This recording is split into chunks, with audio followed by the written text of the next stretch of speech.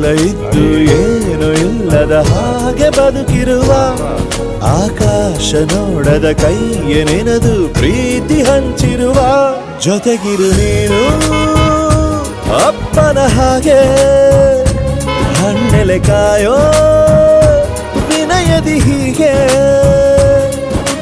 ನಿನ್ನನು ಪಡೆದ ನಾವು ಪುನೀತ ಬಾಳು ನಗು ನಗುತ್ತಾ ಬೊಂಬೆ ಹೇಳುತ್ತೈತೆ ಮತ್ತೆ ಹೇಳುತ್ತೈತೆ ನೀನೇ ರಾಜಕುಮಾರ.